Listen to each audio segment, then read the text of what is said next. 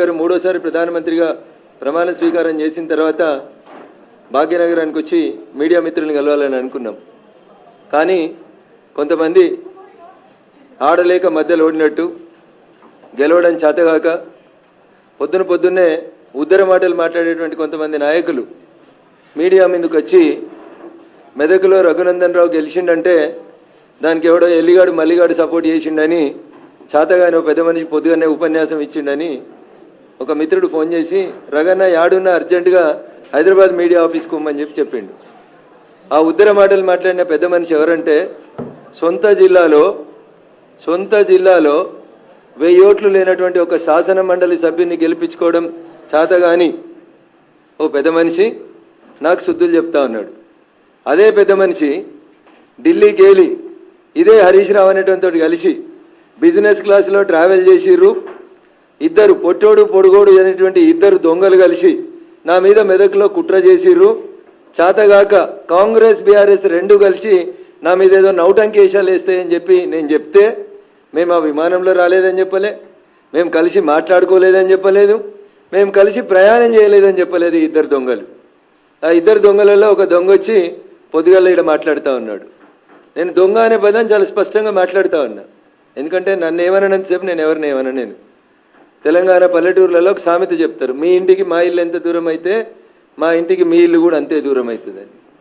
మొత్తం ప్రపంచం అంతా చూసేటప్పుడు పట్టపగలు నోట్ల కట్టలతోటి దొరికినటువంటి దొంగ రేవంత్ రెడ్డి అని సమాజం, టీవీలు, పేపర్లు, ఛానళ్ళు 10 ఏళ్ళు ఘోషించినాయి.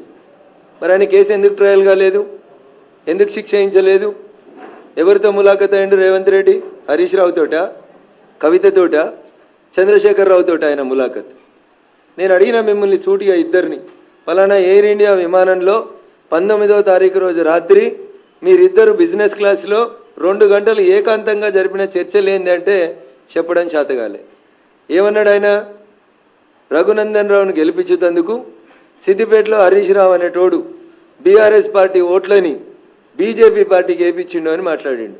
నేను అడుగుతున్నా, నాకు సంస్కారం ఉంది, నాకు చదువు చెప్పిన సార్లు కొంచెం మంచి చదువు చెప్పారు.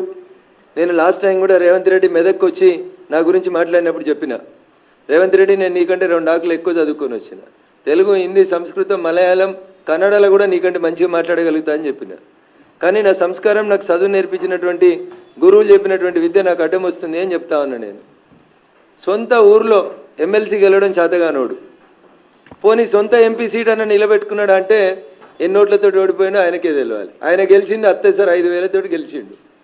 ఇవాళ ఆయన ఓడిపోయింది ఎన్ని వేలతో ఓడిపోయిండో, ఎన్ని లక్షలతో ఓడిపోయిండో నాకంటే ఎక్కువ మా మీడియా మిత్రులకు తెలుసు.